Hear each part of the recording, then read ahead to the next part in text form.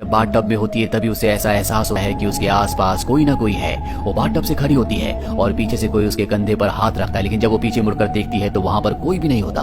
वो इन सब चीजों से डर जाती है और इवान को बताती है कि मुझे लगता है कि मेरे आसपास कोई है। इवान कहता है कि ऐसा कुछ नहीं है, ये सिर्फ तुम्हारा एक भ्रम है, तुम्हें सो जाना चाहिए। इसके बाद वो सो जाती है, लेकिन रात को जब उसकी आंख खुलती है तो वो देखती है कि इवान उसके पास नहीं होता। वो इवान को देखने के लिए कमरे से बाहर निकलती है। वो देखती है कि इवान अपनी बहन लीजा से बात कर रहा है। लीजा इवान को कहती है कि अगर हमने ऐसा नहीं किया तो वो शैतानी ताकत हमारे पूरे परिवार को मार देगी। नेस्टिया ये सारी बातें सुन लेती है और वापस अपने बेड पर आ जाती है। कुछ देर बाद इवान उसके पास आता है और उसे कहता है कि कल सुबह हम यहाँ से निकल जाएंगे। पर जब सुबह नेस्टिया उठती है तो देखती है कि इवान उसके पास नहीं सोया। वो उसे पूरे घर में ढूंढती है लेकिन उसे कहीं नहीं मिलता।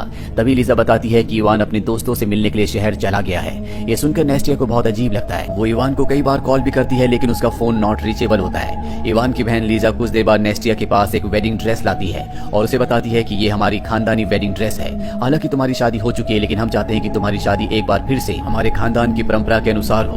वो उसे उस वेडिंग ड्रेस को पहना देती है, साथ ही उस रिंग को भी जो उसने उसे डाइनिंग टेबल पर दी थी। कुछ देर बाद नेस्टिया अपने कमरे में चली जाती है और तभी उसे एल्मीरा के पीछे कुछ हलचल दिखती है और जब वो एल्मीरा का दरवाजा खोलती है तो वहाँ पर एक खुफिया रास्ता होता है जिसे देखकर उसे कुछ भी समझ में नहीं आता। और तभी यहाँ पर लीजा का बेटा आता है। वो नेस्टिया से कहता है कि मेरी बहन इसी रास्ते से अंदर गई है और उसका पैर वहाँ पर फंस गया है।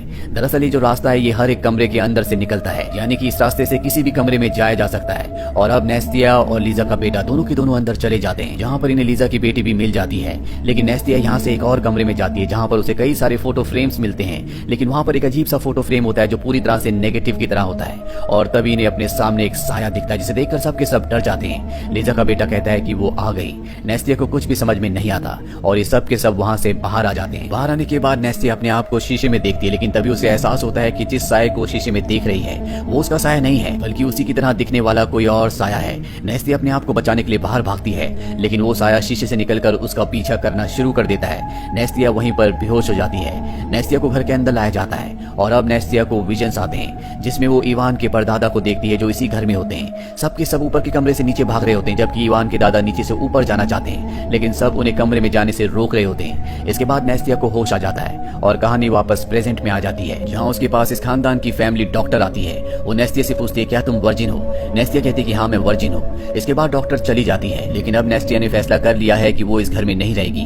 वो इवान को कॉल करने की कोशिश करती है लेकिन उसका फोन अब भी नॉट रीचेबल होता है। वो उसे मैसेज कर देती है कि मैं घर छोड़कर जा रही हूँ और जब वो यहाँ से निकलने के लिए अपनी गाड़ी में बैठती है तभी वो घर से डॉक्टर को निकलते हुए देखती है। तो डॉक्टर पर पहले से शक होता है, इसीलिए वो उसका पीछा करती है और वो देखती है कि डॉक्टर एक घर के अंदर गई है जिस घर के अंदर इवान को कैद किया गया है। डॉक्टर उसे नशीली दवा पिला रही होती है और जब डॉक्टर वहाँ से चली जाती है तो नेस्टिया खिड़की के पास जाती है। इवान उसे देख लेता है और उसे कहता है कि तुम भाग जाओ और ठीक उसी पल हम उसके पीछे एक ब्राइड का साया देखते हैं। अब नेस्टिया यहाँ से भागना चाहती है लेकिन ब्राइड के उसके पीछे आने से उसकी पूरी की पूरी शक्ति खत्म हो जाती है और वो एक गड्ढे के अंदर गिर जाती है। नेस्टिया को बहुत कमजोर फील हो रहा होता है और तभी यहाँ पर इवान के फादर आ जाते हैं जो नेस्टिया को गड्ढे से निकालकर घर के अंदर वापस ले जाते हैं, जहाँ पर इवान की बहन और डॉक्टर दोनों उसे कुछ ड्रिंक पिलाते हैं जो कि बेहोशी की दवा होती है, जिसे पीने के बाद नेस्टिया सो जाती है और एक बार फिर से वो अतीत में चली जाती है। उसे विजुअल्स आने शुरू हो जाते हैं जैसे कि उसे पिछली बार आए थे, जहाँ पर उसने देखा था कि इवान की पूरी फैमिली ऊपर से नीचे आ रही है, लेकिन इवान के जो परदादा होते हैं वो नीचे से ऊपर जाना चाहते थे और वो ऊपर के कमरे में चले जाते हैं जहाँ पर उनकी पत्नी होती है जिसका चेहरा बर्फ की तरह ठंडा होता है और वो इवान के परदादा को यानी कि अपने ही पति को मार देती है। ये बात होती है सन 1832 की, जब इवान के परदादा ने एक कैमरे का इजाद किया था। दरअसल वो एक केमिस्ट्री डॉक्टर थे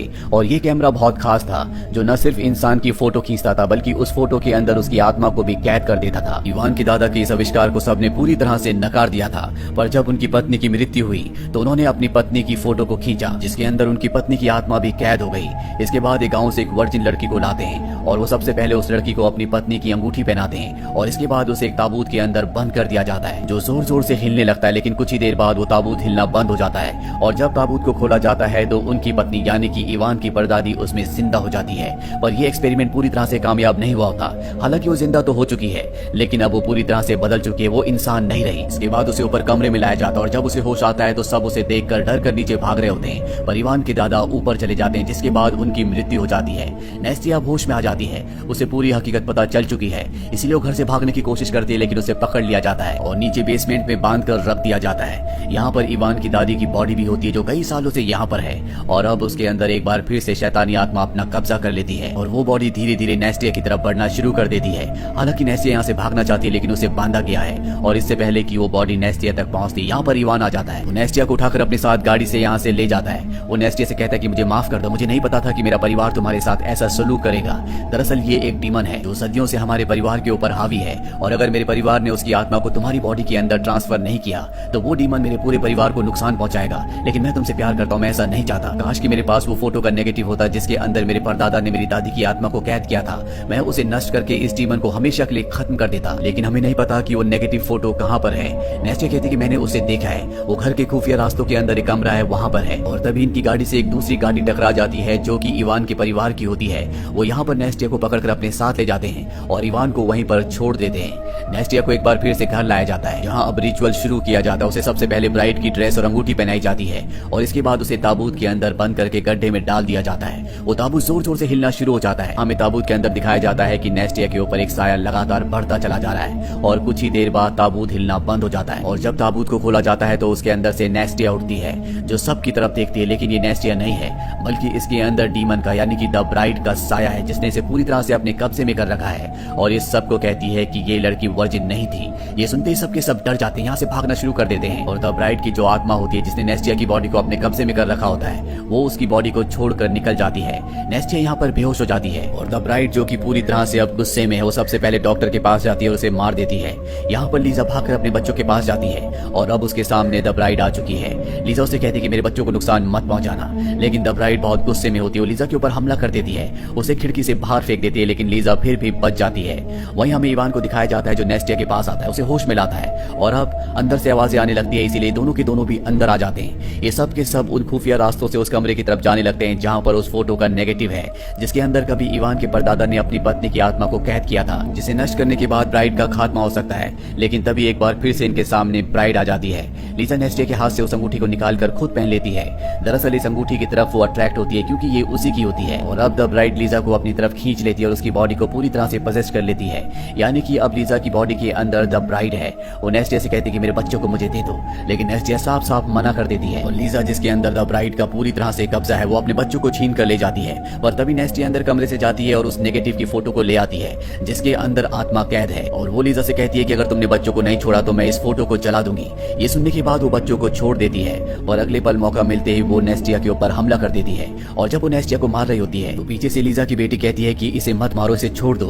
और जब वो अपनी बेटी की आवाज सुनती है तो वापस वो अपनी सेंसेस में आ जाती है और कुछ पल के लिए ब्राइड उसकी बॉडी से निकल जाती है। लेकिन द ब्राइड जो कि एक डीमन है, एक बार फिर से उसकी बॉडी में कब्जा करना शुरू कर देती है क्योंकि उसने उसकी अंगूठी पहनी है। और यहाँ पर लीजा को एहसास हो जाता है कि इस ब्राइड से बचना इतना आसान नहीं है। वो नेस्टिया से कहती है कि मेरे बच्चों का ध्यान रखना। इसके बाद वो फोटो फ्रेम को उठाती है और अपने साथ साथ उस फोटो फ्रेम को भी जला देती है, जिससे डीमन की आत्मा यानी कि द ब्राइड भी जलकर खत्म हो जाती है। जिसके बाद ये सब के सब यहाँ से सुरक्षित निकल जाते हैं। कुछ वक्त बाद यहाँ पर एक नई फैमिली आती है जो इस घर को खरीदना चाहती है क्योंकि ये घर बहुत सस्ता मिल रहा होता है। वो कहते हैं कि इस घर को रेनोवेट करके बहुत अच्छा बनाया जा सकता है और तभी उनके बेटे को दीवार पर एक होल दिखता है और जब ये सब के सब होल से अंदर देखते हैं तो वहाँ पर एक साया होता है। इसी के साथ ये फिल्म, ये कहानी यहीं पर खत्म।